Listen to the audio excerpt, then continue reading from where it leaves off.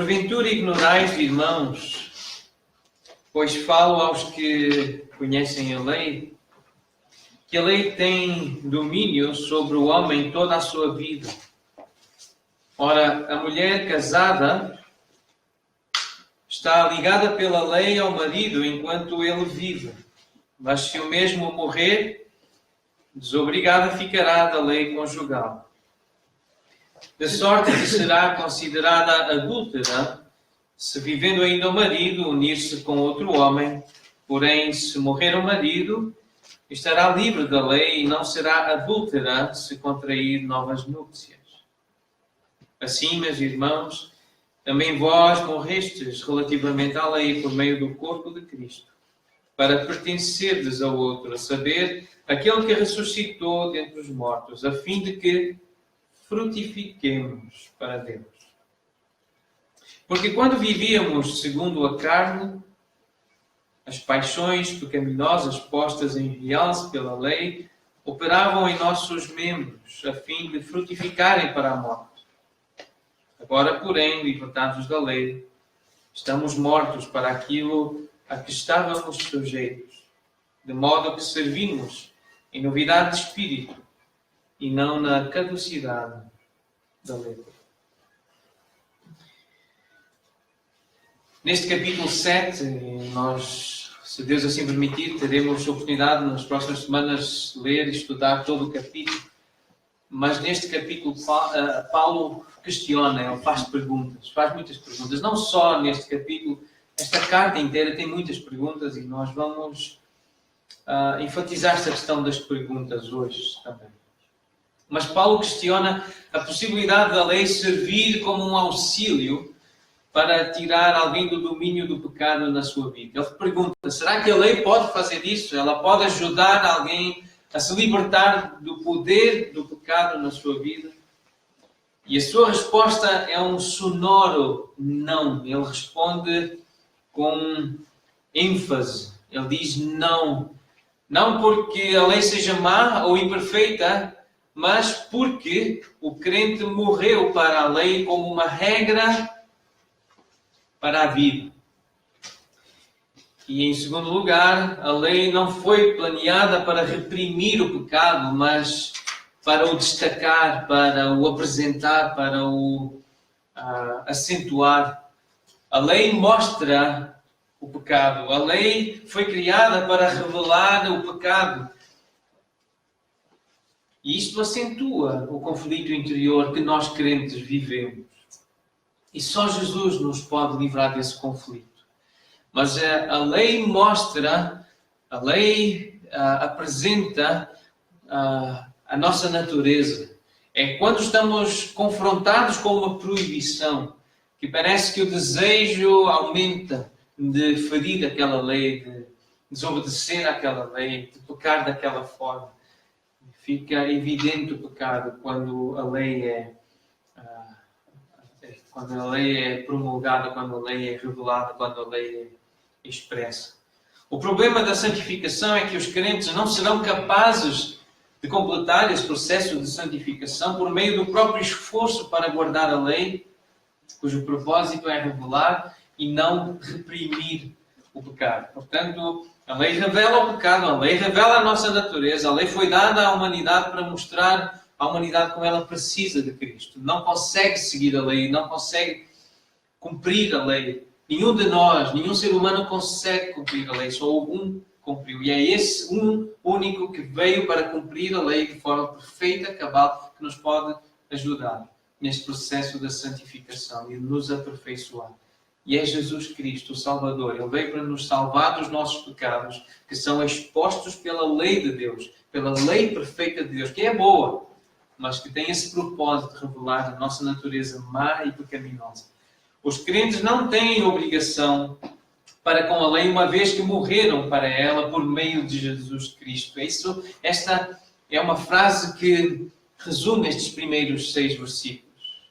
O nosso irmão Carlos Osvaldo, com essa capacidade de síntese, ele escreveu esta frase que resume estes primeiros 6 versículos. Não há uma obrigatoriedade do crente cumprir a lei se ele está em Cristo. Ele agora cumpre Cristo na sua vida, é Cristo nele, é Cristo a viver nele. Morrer para o pecado, considerar-se morto para o pecado. É fundamental entender isto. Capítulo 6, versículo 11, nós falamos sobre esta expressão considerar-se, pensar, mudar a mente, saber que morreu para o pecado, morreu para si, morreu para as coisas da carne e da terra, e está vivo para agradar a Deus. É algo que acontece na mente quando esta mensagem entra em nós. Isto é pela fé que nos apropriamos. Acreditamos em Deus, que Deus existe, que Deus fala, Ele enviou Jesus, Ele veio para viver entre nós, para nos ensinar e agora viver em nós por meio do seu Espírito. É esta expressão novidade do Espírito, novidade de vida, é vida guiada pelo Espírito. Portanto, os crentes não têm obrigação para com a lei, uma vez que morreram para ela por meio de Jesus Cristo. Depois vem uma ilustração aqui, o casamento, e nós vamos falar hoje também sobre casamento. Vai ser um dos pontos que vamos desenvolver. Primeiro, a questão das perguntas. O segundo ponto vai ser a questão do casamento, porque foi usado aqui por Paulo neste texto como uma ilustração. Tanto o casamento como a viuvez, para ilustrar a libertação do crente para com a lei. E a escravidão do crente para com o pecado, que é acentuada pela lei, foi removida em virtude da sua identificação com a morte de Cristo. Esta expressão, identificar-se, é colocar-se na mesma entidade, identidade, é assumir uma mesma identidade, é fazer-se igual, é ser igual. A identificação é quando alguém faz uma correspondência. Quando alguém se identifica com outro alguém, é porque tem coisas em comum, coisas semelhantes, coisas iguais. E o crente identificando-se com Cristo, com a morte de Cristo, com a ressurreição de Cristo. É fundamental esta identificação para poder viver uma vida de santidade, em santificação, livre do pecado. Gostaria de acrescentar aqui uma frase, como comentário a estes primeiros versículos do capítulo 7. A identificação do cristão com a morte e ressurreição de Cristo tem como propósito levar o crente, levar o cristão a frutificar para Deus.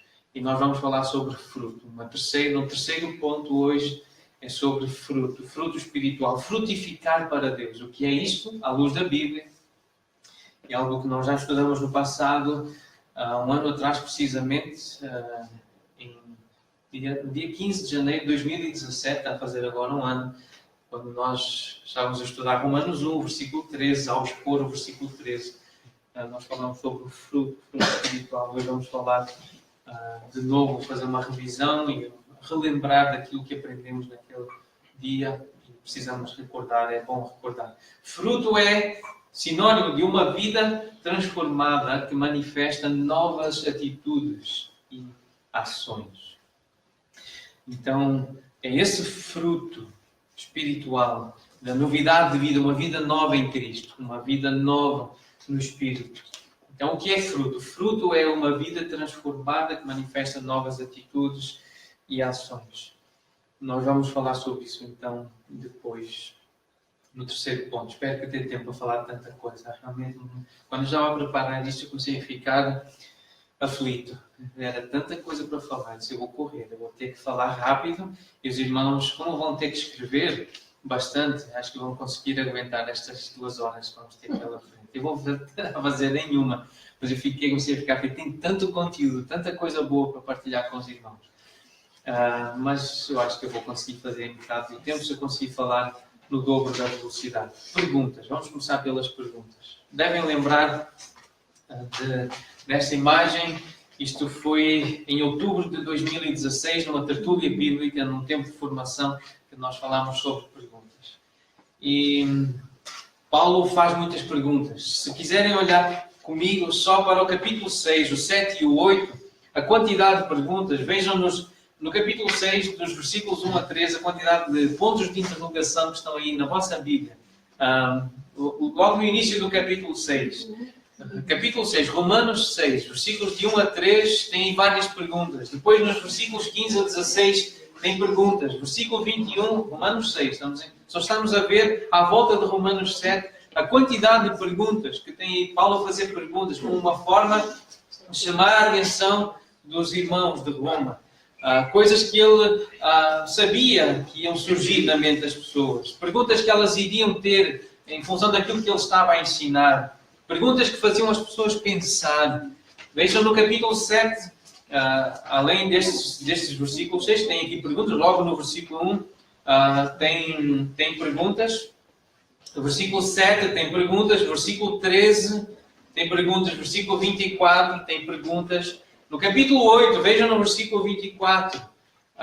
Capítulo 8, versículo 24. Perguntas. De 31 a 35, muitas perguntas. Vamos olhar para o capítulo 8. Então, Romanos 6, 7 e 8 tem muitas perguntas. E nós não gostamos de perguntas, especialmente aquelas incómodas. Algumas, ainda ontem aconteceu isso, tem acontecido muitas vezes. Eu ficar calado. As pessoas fazem perguntas e ficam caladas e elas ficam tristes comigo, eu sei disso. Mas às vezes é porque ou eu estou cansado, estou irritado, não estou bem. Quando eu não estou bem, eu prefiro ficar calado do que responder de uma forma torta, amarga, azeda. Às vezes é porque eu acho que a pergunta não foi bem feita. Não é uma boa pergunta. Ela é uma pergunta que não foi bem feita. A pessoa não foi feliz na pergunta. Então, e às vezes eu sei que o certo era eu ensinar a pessoa ou ajudá-la a fazer bem a pergunta. E podes repetir a pergunta. E se perguntasses assim, eu poderia ajudá-la a melhorar a pergunta. Mas às vezes, e a maior parte das vezes, é porque a pergunta mexe comigo numa área em que eu sei que eu estou errado e eu não quero assumir o meu erro por causa do meu orgulho, do meu pecado. E está-me a incomodar. Aquela pergunta está-me a incomodar. E todos nós precisamos de pessoas que nos amem o bastante para nos fazer perguntas. Ouvir e perguntar mais. Paulo faz muitas perguntas aqui. Ele começa este capítulo com uma pergunta. E nós vemos, esta carta tem muitas perguntas para fazer pensar. E para nos fazer falar também. Falar com Deus. E para fazer mais perguntas. Isto não é ser intruso. Isto é ajudar as pessoas cegas a abraçarem a Cristo. É ajudar as pessoas a verem as maneiras tolas ou pelas quais têm vivido para a sua glória e as maneiras subtis pelas quais trocaram a adoração e serviço para o Criador por adoração e serviço para a criação. Isto acontece muitas vezes. De querermos adorar e servir a criatura, fazermos ídolos com os nossos desejos, as nossas coisas que nos dão prazer, que nos dão satisfação, nos dão realização, adorarmos as coisas em vez de adorarmos o Criador. E então precisamos de pessoas que nos façam pensar na forma como estamos a viver, essa forma tola de adorar a criação e não adorar o Criador. E são muitas vezes as perguntas que nos levam a reconhecer isso. E este exercício foi feito baseado no livro de Paul Tripp, Instrumentos nas Mãos do Redentor. É parte do conteúdo deste livro, um livro muito bom que nós recomendamos. Infelizmente está esgotado em Portugal. Esperamos que chegue mais em breve, mas é um livro ótimo. Mas nós temos alguns aqui, mas alguns para uso nosso, não para oferecer, nem para distribuir. Mas algumas pessoas já têm este livro, um livro muito rico. Eu gostaria de perguntar... Eu sei que algumas pessoas não estiveram na altura em que fizemos este treinamento, mas nós temos algumas cópias deste material que eu entreguei à minha filha. Quem não tem, faça sinal. Quem não levou para casa estas folhinhas, a minha dei-lhe 4 exemplares e poderíamos distribuir agora para quem não tem. Se todos têm, melhor. Se não têm e se já não tivermos disponíveis, depois eu posso fazer mais cópias e dar. Tem alguns espaços para preencher, para se manterem bem ativos aqui e atentos neste exercício que nós vamos fazer. O autor é Paul Tripp. Paul Tripp, a editora Nutra, o título é Instrumentos nas Mãos do Redentor. Então, o título desta parte é Conhecendo as Pessoas, fazendo algumas boas perguntas, fazendo perguntas. E Paulo faz perguntas neste texto, neste capítulo. Então, nós temos a tendência de manter relacionamentos casuais de modo permanente, que nunca se tornam relacionamentos de intimidade verdadeira. Então, se querem preencher esse espaço aí, a palavra seria intimidade verdadeira. Pela falta de intimidade, as pessoas não se vão conhecendo.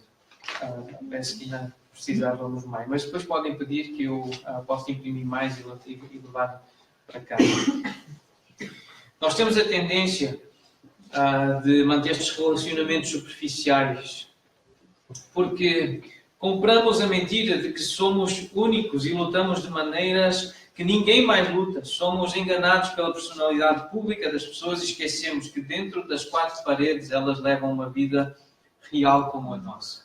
Ficamos só pela imagem exterior, nós não vemos o coração, nem sabemos o que se passa na vida das pessoas. Nós somos resistentes para admitir as nossas fraquezas a nós mesmos, quanto mais aos outros. Se somos resistentes a nós mesmos, quanto mais a alguma outra pessoa que nos venha confrontar com uma fraqueza nossa. Nós não queremos encarar o que as nossas lutas revelam a respeito da verdadeira condição do nosso coração. Normalmente ficamos logo ofendidos, sentimos-nos atacados por alguém que nos vir questionar acerca de uma fraqueza nossa, nos fazer pensar nas nossas fraquezas. Mas os melhores relacionamentos são construídos no alicerce da confiança mútua e do falar a verdade um para o outro. Talvez a razão mais simples para a nossa falta de sinceridade autorreveladora é o facto de ninguém fazer perguntas. O ritmo típico da nossa vida mitiga-nos, enfraquece-nos, abranda-nos, com relação a irmos abaixo da superfície. Ou seja, não sei se entenderam a frase, mas o corre-corre do dia a dia faz com que as pessoas não queiram fazer muitas perguntas para aprofundar os relacionamentos, aprofundar os desejos que estão a lutar dentro delas. Na nossa vida ocupada parece intromissão fazer perguntas que não podem ser respondidas sem uma autorrevelação. As pessoas não querem se intrometer na vida umas das outras. E aquelas expressões, mas o que é que tu tens a ver com isso? Mete-te na tua vida. Deixa cada um viva a sua vida, cada um sabe de si. São coisas muito comuns de ouvir quando surgem estas tentativas, não é, de aproximação. O ministério pessoal, esta questão de nos aconselharmos uns aos outros, de cuidarmos uns dos outros, é o ministério cuidadoso de Cristo e da sua palavra para com as lutas do coração que foram reveladas por meio de boas perguntas de um amigo comprometido. Não se pode ministrar bem a alguém que não se conhece. E para se conhecer bem, portanto, é preciso fazer boas perguntas. Saber fazer boas perguntas. Jesus entende quão difíceis e complicados são os nossos relacionamentos. Ele entende traição, rejeição, dor física e solidão. Jesus sabe o que significa ser humano. Ele conhece-nos. Na encarnação, Jesus familiarizou-se perfeitamente com tudo o que nós enfrentamos ao suportarmos a vida à espera da sua volta. Eu gostei desta frase, porque é muitas vezes assim que eu olho para a vida. A vida é para se suportar. Há muitos momentos de alegria e de prazer. É verdade. Nós temos muitos momentos de grande prazer aqui na Terra. Esta semana que passou, eu e a Graça completamos 20 anos de casados. Tivemos um momento muito especial de avaliar, de olhar para trás e ver os pontos altos do nosso casamento. E os momentos mais altos, o maior prazer que nós tivemos, são associados aos nossos filhos. O Pedro e a Ana. A alegria de os ver crescer. Então, eles têm nos dado as maiores alegrias na nossa vida. como casados. Há muita coisa boa, mas também são eles que nos dão mais trabalho, né? É difícil lidar com o que vemos neles de nós, né? Porque eles mostram aquilo que nós somos. A nossa natureza pecaminosa eles herdaram. Então, suportar a rotina do dia a dia, as tarefas que não são feitas, não são bem feitas, é difícil, é trabalhoso, é suportar a vida. Nós temos que suportar a vida e estamos até que Jesus volte. É ser paciente até à volta do Senhor, até que o Senhor venha. Nós precisamos suportar a vida. Já que Jesus é o nosso modelo de ministério pessoal, nós também devemos ter o compromisso de entrar no mundo das pessoas. Podemos começar investindo tempo para fazer boas perguntas e escutar bem. A nossa esperança é que outras pessoas nos procurem e compartilhem mais das suas lutas, para que possam encontrar o Senhor por meio de nós, igreja, cristãos, seguidores de Jesus, filhos de Deus, salvos pela graça. Que sejamos esse instrumento de pessoas conhecerem a salvação por meio de nós, que se aproximem de nós e que nos deixem chegar às suas vidas, às suas casas, ao seu interior, ao seu coração.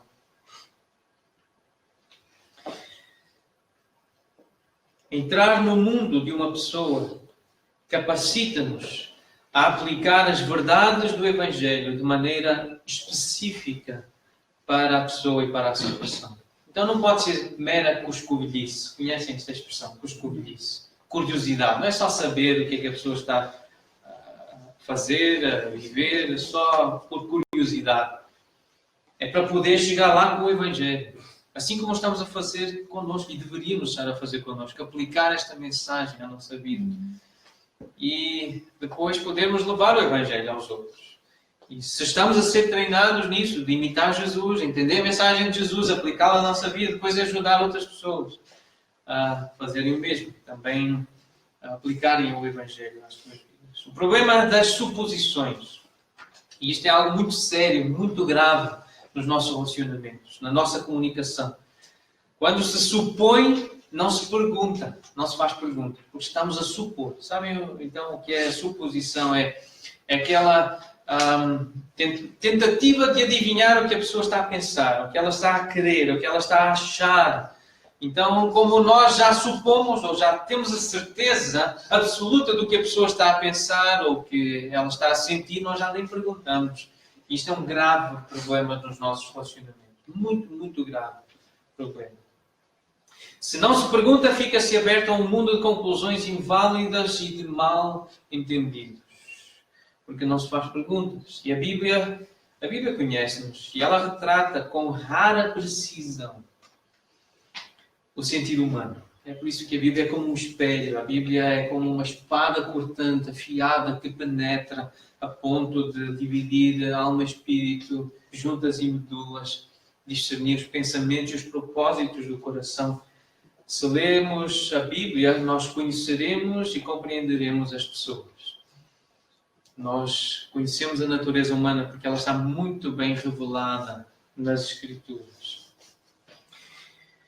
Quando supomos uma correspondência exata de pensamentos, desejos e experiências devido a semelhanças com a nossa própria experiência, nós não fazemos as perguntas necessárias para sermos úteis nas mãos de Deus. Achamos que porque eu sinto assim, porque eu penso assim, então achamos que todas as pessoas pensam como eu penso, como nós pensamos.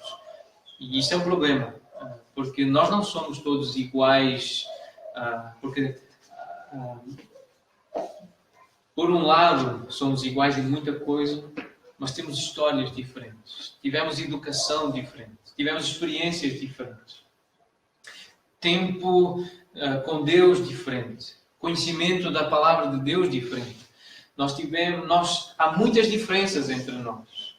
E então nós não podemos supor que a outra pessoa vai pensar, ou vai sentir, ou sente, ou pensa, ou quer exatamente aquilo que nós pensamos, sentimos e queremos. Somos diferentes, cada um é singular, cada história é singular. não há pessoas iguais, exatamente iguais. Somos iguais em muita coisa, temos muitas tendências exatamente iguais e podemos nos conhecer assim, de uma forma genérica, saber quem é a humanidade, conhecer as pessoas ou o ser humano de uma forma geral, mas há características específicas por causa da história de cada um. Isso é evidente, isso é senso comum. Isso não é preciso ser muito capaz, nem muito atento para perceber que todos nós somos diferentes, temos uma história diferente, tivemos uma educação diferente e experiências diferentes. 3 importantes instruções na luta contra a tentação da suposição. Então, de novo, isto é mesmo sério e anotem estas 3 instruções. Pedir sempre que as pessoas definam os seus termos. O que é que disse? Eu não entendo. É ter a certeza que a pessoa, o que ela disse, é o mesmo que eu queria dizer com aquelas palavras. É perceber se aquela palavra para ela tem o mesmo sentido que tem para mim. Aquele testemunho, aquela expressão. Porque às vezes não tem. Às vezes a pessoa usa uma palavra com um sentido diferente daquele que eu poderia usar. Então, definir os termos é importante. O que é que tu disseste? Foi isto que quiseste dizer? Então, o quê? Isto é importante. Segundo ponto, a segunda instrução. Pedir sempre que as pessoas esclareçam o que quiseram dizer com exemplos concretos, extraídos da vida real, dos quais, nesses termos, porque é que elas usaram esses termos, o como é que isso se, na prática, verifica. Então, dá um exemplo concreto, dá um exemplo real, da vida real, disso que tu estás a tentar transmitir, dizer o que é que fizeste e porquê que fizeste, mas o como. Agora, o porquê é o terceiro, a terceira instrução. Aí sim é o porquê. Pedir sempre às pessoas que expliquem porque reagiram da maneira que reagiram nos exemplos que deram. Aquela reação, aquela frase, aquele comportamento, aquela atitude, o porquê que fizeste. Consegues explicar o que é que pensaste, porquê que fizeste o que fizeste? Então, isto ajuda a pessoa a falar de si, a falar do seu comportamento, ou a falar da sua ação, da sua atitude, porquê que não fez. Estas 3 perguntas, o quê, o como e o porquê. Então, são boas perguntas para evitarmos as suposições. Evitarmos tentar adivinhar ou acharmos que sabemos sem sequer perguntarmos o que estava dentro da pessoa, no coração da pessoa. É importante entender que quando se traz perguntas bem construídas, criativas, isto é importante também que vem a seguir, modeladas pela Bíblia. Então, uma pergunta que é modelada pela Bíblia tem um formato bíblico. Por isso nós precisamos conhecer bem a Bíblia, precisamos conhecer bem as Escrituras. Então, pergunta bem feita é uma pergunta criativa. A pessoa tem que ter criatividade para saber abordar. Isto não é automático. Tem que se pensar para fazer boas perguntas. Tem que se conhecer a Bíblia para fazer perguntas bíblicas. Mas quando se faz essas perguntas, faz-se mais do que conhecer e descobrir onde a mudança é necessária. Na verdade, nós estamos a ministrar à pessoa. Estamos a servir a pessoa. Porque estamos a fazê-la pensar. Estamos a fazê-la reagir às Escrituras, à palavra, e com aquelas perguntas que estamos a fazer. E no fundo é isso que Paulo faz, com estas muitas perguntas. Estas perguntas que Paulo faz, irmãos, ignorais que a lei tem domínio sobre o homem toda a sua vida. Ele está a fazer uma pergunta e ele vai dar logo a seguir uma resposta e depois no versículo 7, que diremos, pois é a lei pecado? E depois ele dá logo a resposta, não de modo nenhum, mas porque algumas pessoas podiam estar a pensar, bom, a lei, se ela nos conduz ao pecado, se ela mostra o pecado, não é conduzir, mas se ela no fundo está a destacar o pecado, então não é boa. Mas será que é essa a resposta? Ele dá logo a seguir, ele faz a pergunta para responder. São tantas as perguntas, especialmente as do capítulo 8, no final do capítulo 8. Que diremos, pois, à vista destas coisas? Se Deus é por nós, quem será contra nós? A resposta já está lá na pergunta, mas Ele quer nos fazer perguntas. Ele quer nos fazer pensar, Ele quer nos incomodar. E as perguntas incomodam, mas ao mesmo tempo elas ministram. Elas estão a servir. Se Deus, o Deus Todo-Poderoso, está conosco, se Ele é por nós, de quem é que eu devo ter medo? Do que é que eu devo ter medo? De quem? Isto é ministério. Faz-se ministério quando ajudamos as pessoas a pensar em si, na sua vida, nas suas crenças, nas suas atitudes, nas suas ações. Fazer boas perguntas é fazer a obra de transformação. Por meio delas, nós damos vista aos cegos e entendimento a mentes sombrias. Amaciamos os corações duros, encorajamos almas cansadas e agitamos o desejo, que só pode ser preenchido pela verdade. Isto não somente constrói uma plataforma para a obra que o Messias faz por meio de nós, mas esta é a própria obra. É ajudar a pessoa a perceber aquilo que precisa ser mudado. Então, esta é a obra. É a transformação à imagem de Cristo. Esta é a obra. O que é uma boa pergunta e o que não é? Então, agora o nosso irmão coach dá alguns exemplos muito práticos de boas perguntas, baseadas na Palavra de Deus e na sua experiência como conselheiro bíblico. 4 princípios para se ter em mente em relação a uma boa pergunta. Primeiro princípio, fazer perguntas abertas que não possam ser respondidas com um simples sim ou não. Depois tem aqui alguns exemplos. Depois vamos ver. Fazer perguntas tanto de caráter geral como específico. No segundo princípio. Terceiro princípio, lembrar que determinados tipos de pergunta revelam determinados tipos de informação. Número 4, fazer uma linha de perguntas progressivas, na qual cada pergunta é baseada na informação revelada na pergunta anterior. Há um progresso. Irmãos, estão a ver isto dá trabalho. Fazer boas perguntas não é automático, não é natural. É preciso pensar. Isto dá trabalho. Mas é por isso que é bom. As coisas boas dão trabalho. E nós precisamos aprender a fazer perguntas, precisamos aprender a trabalhar. E então, o que são estas perguntas abertas? Alguns exemplos. Fazer perguntas abertas que não possam ser respondidas com simples sim ou não. Então, algumas o que é que tu... aplicadas ao casamento. Depois, está nós não vamos fazer todas agora, não vamos passar por tudo isso, mas se queremos ajudar alguém que está a lutar no casamento, que está a lutar no relacionamento com o cônjuge, há um conflito, fazer perguntas deste tipo. Isto é uma pergunta aberta, não é uma pergunta fechada, porque a pergunta fechada a pessoa responde sim ou não e depois não há mais nada a dizer. Uma pergunta aberta é deste género. O que é que tu viste no teu cônjuge, no teu marido, na tua esposa, para quereres casar com ela? Isto vai fazer com que a pessoa fale, com que ela se abra.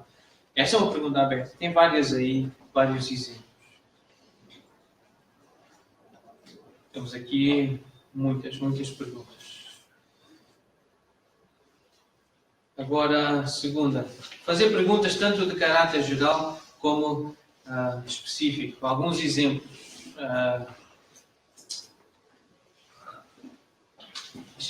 Vamos ler este texto primeiro. Para conhecer bem uma pessoa, os 2 tipos de perguntas devem ser feitas. Para ilustrar, imagine-se no fim de um corredor de hotel, o corredor com portas a cada tantos metros representa a vida da pessoa. Então, estamos num hotel, não é? Temos quartos atrás das portas, portanto, os quartos representam vários aspectos da vida da pessoa.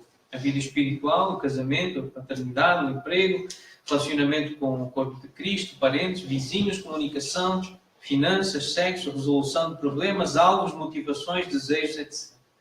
Tudo o que precisa saber a respeito dessa pessoa está no corredor e nesses quartos. Ao conhecer a pessoa, anda pelo corredor olhando para cada quarto.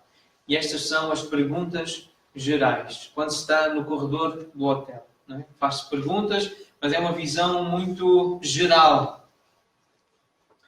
Começará a perceber certos temas. Então, as perguntas gerais são as áreas em que eventualmente possa haver problemas na vida da pessoa, nas finanças, na criação de filhos, no casamento. Isto é muito geral, muito genérico. Mas depois, cada quarto tem os seus elementos. Tem a cama, a escrivaninha, a carpete, a cadeira. Então entrará em alguns quartos e aí vem com perguntas específicas para examinar o conteúdo mais de perto, quando vir algo que parece digno de atenção especial. Saber quando fazer cada tipo de pergunta é uma questão de sabedoria. Isso vem do alto. A sabedoria vem de Deus. E é preciso fazer essas perguntas. É preciso fazer perguntas com sabedoria, que vêm baseadas no temor do Senhor, no conhecimento da vontade do Senhor. Mas vê-se onde há problemas, pronto, o problema é em relação a pais e filhos. Vamos fazer perguntas específicas em relação a este tema, a este... quando é que começaram a surgir os problemas? Há quanto tempo? Em que áreas? Com que frequência? E são alguns exemplos de perguntas específicas sobre o relacionamento entre pais e filhos. Por exemplo, número 3, lembrar que determinados tipos de pergunta revelam determinados tipos de informação. Portanto, pode-se saber o que a pessoa fez, mas não saber como fez. Ou pode-se ter constatado como ela fez, mas não saber quando nem onde. Pode-se saber todas estas coisas, mas não saber porquê ela fez o que fez. E tudo isto é necessário. As circunstâncias em que aconteceu, mas para chegar ao porquê, à razão, chegar ao coração da questão. Então existem basicamente 5 classes de perguntas. 5 classes de perguntas. As perguntas que começam com o quê, que revelam a informação comum, o que fez, o como, revela a maneira, como fez, no caso de falar, falou, mas como falou, o porquê. Isso revela os propósitos, os desejos, os alvos, as motivações, porquê que falou, como falou. E aqui dá um exemplo, porquê que gritou durante tanto tempo? Porquê que falou tão alto? E a resposta foi, eu queria que a minha esposa soubesse quão irado eu estava com o que ela tinha feito. Por isso, gritou durante 15 minutos. Para perceber quão zangado estava. Então, havia uma razão.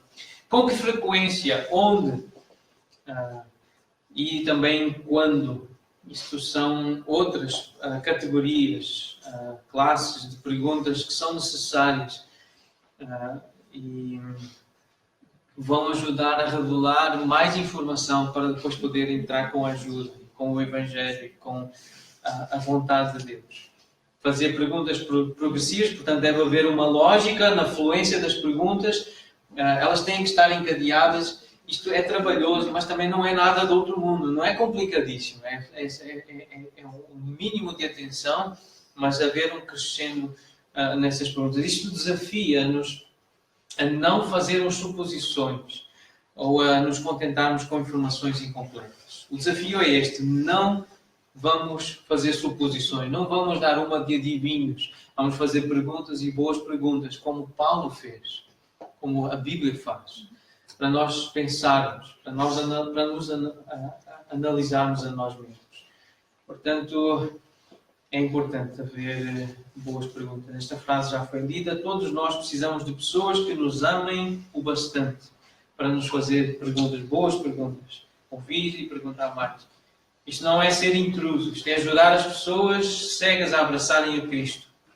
É ajudar as pessoas a verem as maneiras tolas pelas quais têm vivido para a sua própria glória e as maneiras subtis pelas quais trocaram adoração e serviço para o Criador, por adoração e serviço para a criação.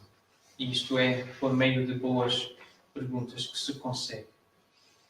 Espero que seja útil. Se não tinham, guardem. E eu tenho depois como mandar por e-mail ou imprimir e entregar aos irmãos este exercício muito importante. Nós precisamos de fazer perguntas, de aprender a fazer perguntas como Paulo fez. O outro assunto que Paulo trata aqui é nos versículos 2 e 3, o casamento. Ele usa esta questão do casamento como um argumento para uma prova para o seu argumento. E eu pensei neste momento, neste dia, no que eu preguei neste dia. Não sei se lembram quantos estiveram lá neste dia, mas isto foi no dia 1 de agosto de 2014. Eu lembro da mensagem que eu preguei nesse dia, eu queria falar um pouco sobre isso. É uma mensagem que causou algum mal-estar naquele dia em algumas pessoas, mas eu considerei relevante e não me arrependo de o ter feito, porque mencionei muitas vezes a palavra divórcio naquele dia, naquela pregação.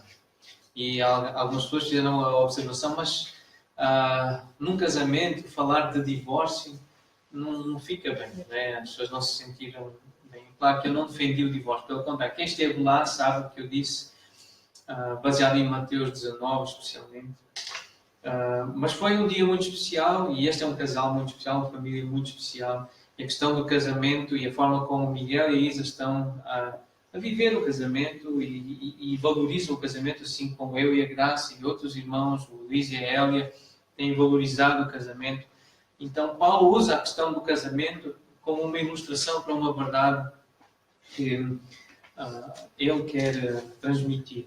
E a verdade é esta, que se a pessoa está viva e pela lei do casamento ela está ligada ao seu cônjuge, mas morrendo o cônjuge, a pessoa está livre para casar de novo. E ele aplica essa ideia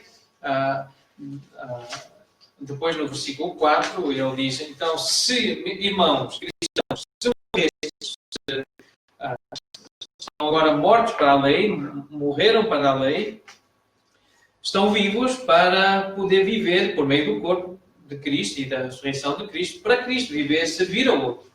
Agora estão livres daquele compromisso, não é? Daquela ligação que havia ao pecado, à lei, e já morreram. Então, se morreram, estão livres para viver para Cristo, viver com Cristo e para viver um novo Senhor, um novo compromisso, um novo pacto, uma nova aliança. E este é o argumento, e é um argumento simples de entender. Na verdade, não tem nada a ver com divórcio. O argumento é este: é morte e compromisso e ligação. Não tem nada a ver com divórcio, mas tem tudo a ver com casamento.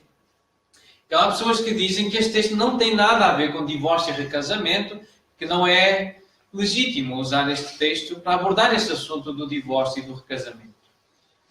Mas essa afirmação não me convence, porque o que está aqui a ser dito na palavra de Deus é o que para Deus é casamento. E casamento para Deus, e indo lá para o texto que nós falamos naquele dia, e que é um texto, um dos mais conhecidos no Novo Testamento, que traz este assunto, é Mateus 19, Mateus capítulo 19, vamos ler o versículo 8 aqui. Por causa da dureza do vosso coração é que Moisés vos permitiu repudiar vossa mulher, entretanto não foi assim desde o princípio.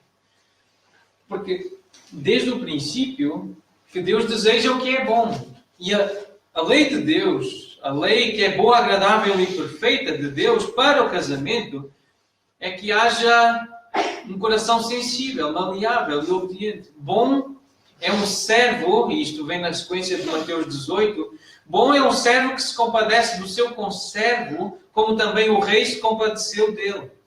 Aquela parábola do credor incompassivo, a questão do perdão, está em Mateus 18, dos versículos 23 até ao 35.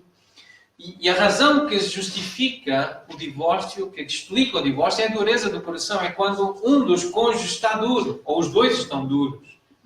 E é isso, é a única razão para haver divórcio, é a dureza do coração. E se há perdão mútuo, se há um coração puro, um coração purificado, e por isso essa expressão, bom é perdoar como fomos perdoados. Boa é a pureza do coração. Não há lugar para o divórcio. Porque na mente de Deus o casamento é algo bom. O casamento é para ser vivido até que a morte chegue. Até que a morte separe o casal. É a morte que deve terminar o casamento. E a partir daí a pessoa está livre para casar de novo. E por isso, à luz da Bíblia, nós podemos afirmar que o divórcio é mau. E Deus odeia o divórcio. Malaquias 2,16. Deus odeia o divórcio, o repúdio. A única razão, portanto, pela qual Deus permite o divórcio é a dureza do coração. A razão para haver divórcio é o coração duro de um ou de ambos os cônjuges. E esta informação é importante. Em Marcos 10, de 1 a 12, em Lucas 16, 18, que são textos paralelos a este de Mateus 19. E em 1 Coríntios capítulo 7, versículos 10 e 11, são textos que abordam diretamente esta questão do casamento, do divórcio e recasamento. Não aparece nenhuma cláusula de exceção, como essa que aparece no Evangelho segundo Mateus, tanto no capítulo 5 como no capítulo 19. E este Evangelho, nós sabemos que ele é claramente dirigido aos judeus, hebreus e israelitas. É um Evangelho escrito para judeus, israelitas. E é esta expressão que aparece no Velho Testamento, em Deuteronômio, capítulo 22.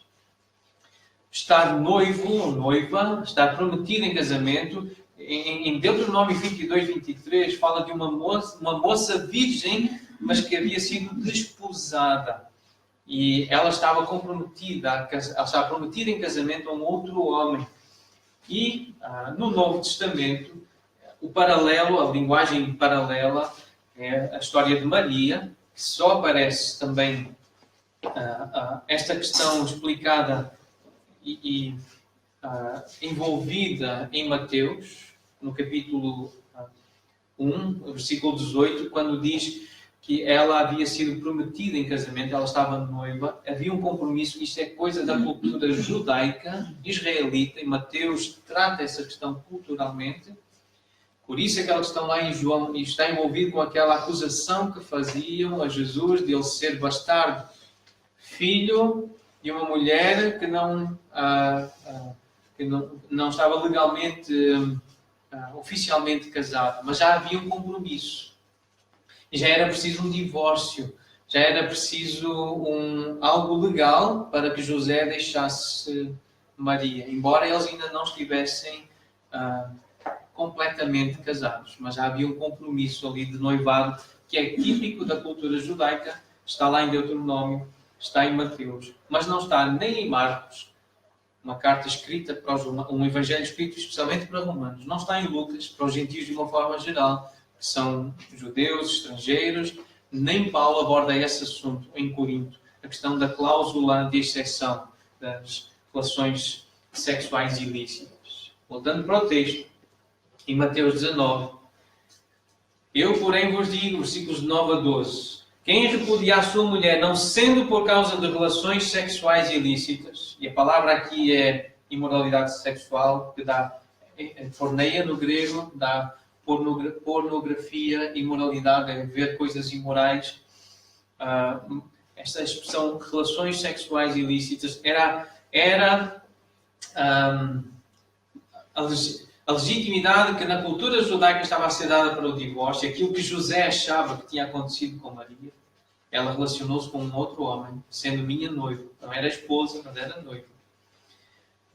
E por isso ele, sendo justo, querendo agradar a Deus, e não queria infamá-la, não queria deixar má fama, mas ele estava à procura de uma solução para o problema dele, deixá-la secretamente. Ele queria assumir a culpa por ser um homem piedoso, mas ele queria deixá-la. Então é uma situação difícil, muito específica da cultura judaica, hebraica. Mas a não ser por esta questão da relação sexual ilícita, que no contexto hebraico, judaico, implicava no noivado haver uma traição, e casar com outra comete adultério, e o que casar com a repudiada comete adultério. Este é o texto, o seguimento do texto. E disseram-lhe então, e é que esta parte que eu gostaria que nós prestássemos atenção, porque este é o texto que dizem que tem a cláusula de exceção na questão do divórcio. Disseram-lhe os discípulos, Senhor, se essa é a condição do homem relativamente à sua mulher, ou seja, se essa é a única razão pela qual um homem pode deixar a mulher, então não convém casar. É muito difícil acabar um casamento. É só por isso? Essa é a única razão que justifica um divórcio? Então, disseram os discípulos, concluíram, então não convém casar. E Jesus respondeu, nem todos são aptos para receber este conceito, mas apenas aqueles a quem é dado. Porque há eunucos de nascença, há outros a quem os homens fizeram tais, e há outros que a si mesmos se fizeram eunucos, por causa do reino dos céus. Quem é apto para o admitir, admita. O que é que José iria fazer? Ia ficar sozinho, solteiro. Não ia casar. Ia ser eunuco, fazer-se eunuco. Porque o reino de Deus vale mais. Um homem justo, um homem piedoso, viver para Cristo. E este é o contexto de 1 Coríntios 7, que trata de divórcio, de deixar. Está livre para o quê? Livre para servir Jesus. Livre para servir o reino de Cristo. Livre com tempo para procurar agradar a Cristo. Não é agradar a si mesmo. Este é o contexto destes textos. É verdade que Paulo não está a falar aqui sobre divórcio. Não, ele está a falar sobre casamento. Mas para Deus casamento é isto. É um homem e uma mulher viverem perdoando-se mutuamente. Tendo um coração puro e não um coração duro. Procurando mostrar Cristo através desse relacionamento. O amor de Cristo pela igreja. Vivendo para a glória de Deus. Perdoando-se. Há ofensas, há falhas, há fraquezas. Mas vamos nos perdoar. Vamos viver para o Senhor. Vamos viver para Cristo. Agora, um deles endurece o seu coração. O que é que a Bíblia diz? Qual é o procedimento bíblico? Então, um deles quer se apartar, que se aparte. O outro fica livre. Livre para Cristo. Livre para agradar a Cristo. Livre para viver para Cristo por causa do reino de Deus. É claro que isto há implicações, nós vamos falar sobre elas agora. Há outras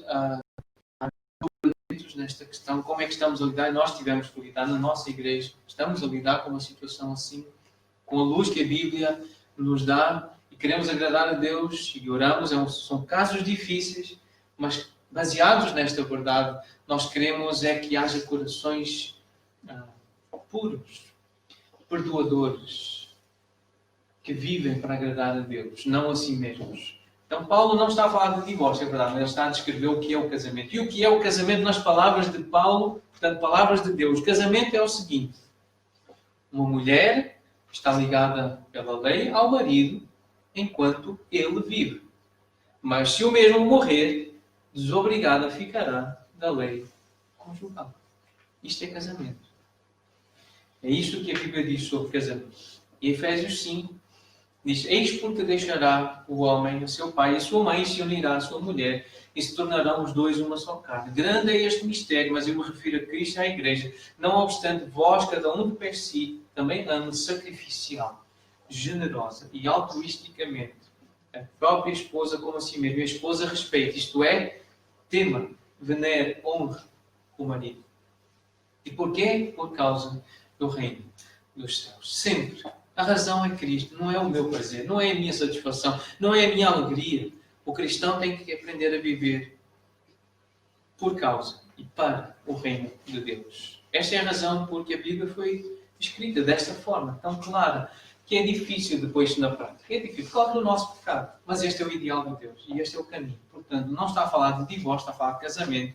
Só que casamento é algo para ser vivido até que a morte se separe. Portanto, eu fui ofendido, eu devo perdoar. E se Deus não me dá a graça de ter um casamento até que a morte nos separe, eu entendi pelas Escrituras que eu devo viver para Jesus até que Ele volte. Outro ponto. Fruto. Paulo diz aqui no versículo 4: assim, meus irmãos, também vós morrestes relativamente à lei, por meio do corpo de Cristo, para pertenceres a outro, a saber, aquele que ressuscitou dentre os mortos, a fim de que frutifiquemos para Deus, dar fruto. Já no capítulo 1, versículo 13, ele disse que ele fez uma oração, ele pediu a Deus, ele queria visitar os irmãos. Capítulo 1, versículo 13, ele desejava...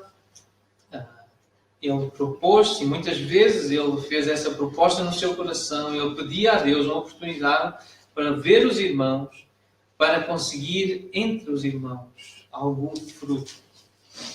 E eu lembro que quando nós estudamos este texto, que nós referimos que esta oração do apóstolo motiva o convívio entre os irmãos, o desejo de estar juntos, de estarmos juntos. Destaca a soberania de Deus, porque Deus impediu. Ele tinha esse desejo, tentou, mas Deus impediu. E nós sabemos que nem sempre Deus nos permite estar juntos com o corpo de Cristo. Há irmãos que ficam doentes, há irmãos que têm outros compromissos, têm trabalho que se sobrepõe sobre a vida da igreja, e as reuniões conflitam com horários de trabalho. Às vezes são impedidos e Deus está a controlar todas as coisas. Mas esta oração do apóstolo, ela propõe uma vida frutífera. Havia este desejo de ver dar fruto e ajudar a dar fruto. Então esta oração do apóstolo, ela propõe uma vida frutífera. E rapidamente, se quiserem anotar algumas das referências, são muitas. E vão perceber porque é que tem tantas referências. Porque a Bíblia fala muito sobre fruto. Frutos dignos de arrependimento. E esta questão do fruto de tirar o bem do coração. Em Lucas 8, os frutos de alguém que ouviu a palavra, portanto a semente foi lançada e dar fruto. Esta parábola, que também está em Mateus 13, a parábola do semeador, aquele que saiu a lançar a semente. Nós sabemos que a semente é a palavra. Reto o coração, reter a palavra, frutificar com perseverança. Então, Lucas 13 também fala uma história que fala de uma figueira que não dava fruto. Outras passagens do Novo Testamento, João 12, a questão do trigo, o fruto, o grão de trigo que cai na terra e morre e dá fruto. Em João 15, a história da videira, fala de dar muito fruto. João 15, Romanos 6, fala do fruto, os resultados daquilo que semeastes, que nós semeamos no passado sem Cristo, que fruto deu. Em Romanos 15 também fala de fruto, tendo depois concluído isto e havendo-lhes consignado este fruto, passando por vós irei à Espanha, o fruto do ministério, não é? Fruto das contribuições, aquele benefício financeiro para a igreja em Jerusalém. Paulo também chama de fruto, também usa essa expressão. Em Romanos 16 fala das primícias. Primícias são os primeiros frutos, os primeiros convertidos, aqueles que foram os primeiros na área a entregarem-se a Jesus. Em 1 Coríntios 9, fruto do trabalho são os convertidos pelo trabalho de Paulo. Em 1 Coríntios 16 fala de fruto de justiça. Em Gálatas 5 fala do fruto do Espírito, aquelas 9 atitudes, aquelas 9 características que descrevem o fruto do Espírito. Em Efésios 5 fala do fruto da luz. Em Filipenses 1, o fruto da justiça. E ainda em Filipenses 1, mas mais à frente, o progresso, versículos 22 a 26, o progresso e o gozo da fé, ter alegria na fé e progredir, crescer na fé. E em Filipenses 4 fala desse fruto, o resultado da generosidade dos irmãos, que aumenta nas bênçãos dos irmãos, que aumenta o crédito.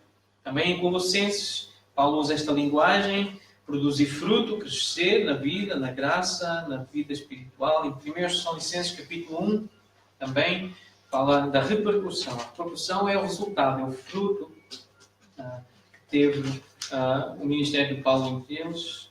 Em Tito, capítulo 1, também o resultado, que é o pleno conhecimento da verdade. Em Hebreus, capítulo 12, versículo 11, toda a disciplina com efeito no momento não parece ser motivo de alegria, mas de tristeza. Ao depois, entretanto, produz fruto pacífico aos que têm sido por ela exercitados. Fruto de justiça. Quando há disciplina, quando há correção espiritual de Deus, eclesiástica, há fruto de justiça. Em Tiago, capítulo 3, fala dos bons frutos que vêm da sabedoria que vem do alto. Bons frutos. E em Judas 12, para terminar então, esta viagem pelo Novo Testamento à procura da expressão fruto.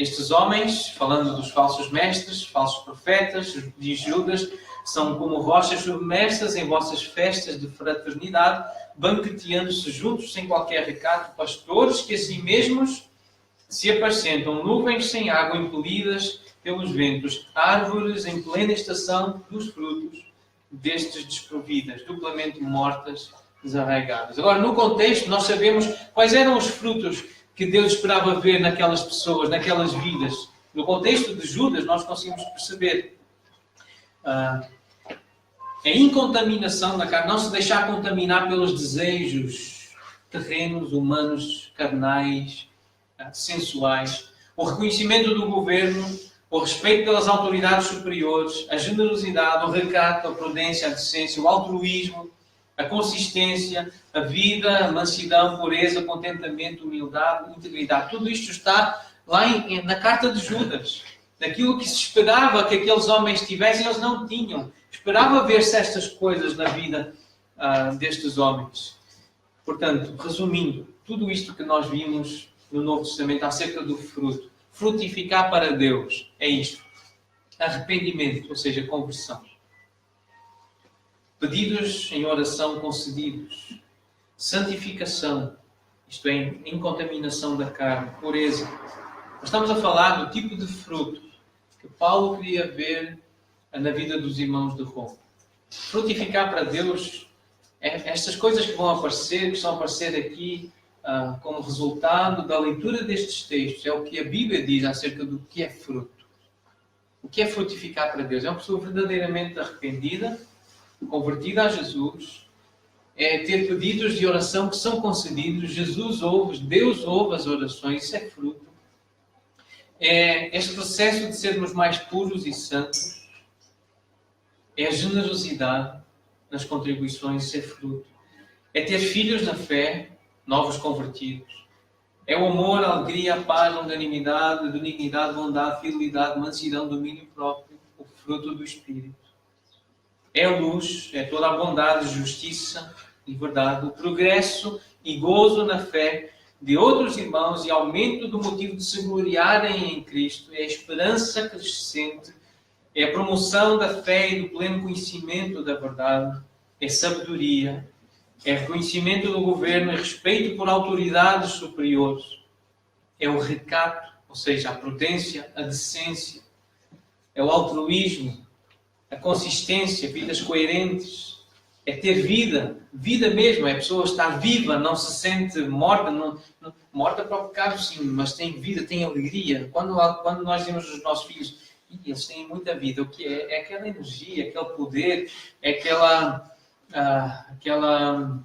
agitação que a pessoa tem, porque está viva. E é neste sentido que aparece esta expressão, vida. O contentamento é fruto para Deus. Estar contente é a humildade e a integridade. Então, quando nós nos propomos e ter com alguém, desejamos conseguir este tipo de fruto, quando queremos estar com a igreja, quando estudamos a palavra, frutificar para Deus, é este tipo de fruto que nós temos em mente? Será que a nossa vida está a produzir este tipo de fruto espiritual? Será que nós desejamos estas coisas, este fruto espiritual, frutificar desta forma? E para terminar, então, os últimos versículos desta secção em Romanos, capítulo 7. Os versículos 5 e 6 eu vou ler numa outra versão. E terminamos assim, então, esta exposição destes versículos. Versículos 5 e 6 de Romanos 7. Quando éramos controlados pela natureza humana, desejos pecaminosos atuavam dentro de nós. E a lei despertava esses desejos maus, que produziam uma colheita de obras pecaminosas, cujo resultado era a morte. Isto faz lembrar do capítulo 6, versículos 20 e 21. Quando eram escravos do pecado, estavam livres da obrigação de fazer o que é certo. E isto não está no texto, mas fica implícito, fica claro. Se naquela altura nós estávamos livres da obrigação de fazer o que é certo, agora que morremos para a lei, morremos para o pecado, estamos vivos para Deus, pesa sobre nós a a obrigação de fazer o que é certo. Agora temos uma obrigação. A obrigação de fazer o que é certo. Versículo 21 de Romanos 6. E qual foi o resultado desse tempo em que vivíeis escravos do pecado? Hoje vocês se envergonham das coisas que costumavam fazer, coisas que acabam em morte. Esse é o fruto, esse é o resultado desse tempo. Voltando ao versículo 6 de Romanos 7. Agora, porém, fomos libertos da lei, pois morremos para ela e já não estamos presos ao seu poder. Podemos servir a Deus não da maneira antiga, obedecendo à letra da lei, mas da maneira nova, vivendo no Espírito. O Espírito da lei. Não é viver a letra da lei, aquele farisaísmo, aquela hipocrisia de pessoas que cumpriam exteriormente rituais religiosos, não é presos àquela lei, não, tem que lavar as mãos, tem que contar 10%, tem que ir à hora do sacrifício da tarde.